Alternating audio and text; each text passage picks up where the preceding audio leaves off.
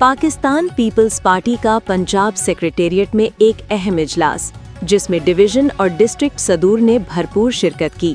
इजलास की सदारत पंजाब के सदर राजा परवेज अशरफ ने की।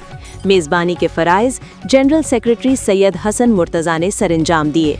इस मौके पर डिवीजन के सदर Sardar Ashar Hayat Khan, general secretary Rawalpindi division Malik Khalid Nawaz Bobby ने इस मौके पर खिताब करते हुए कहा कि इंशाअल्लाह हम अपने डिवीजन में पीपल्स पार्टी को मुनज़्ज़म और फ़ाल बनाने के लिए खुलूस दिल से, जज्बे और लगन से अपना किरदार अदा करेंगे और हम गवर्नर पंजाब सरदार सलीम हैदर खान की अज़मत को सलाम पेश करते हैं कि जिन्होंने पीपल्स पार्टी को पंजाब में मुनज़्ज़म और फ़ाल करने में अहम रोल अदा किया है।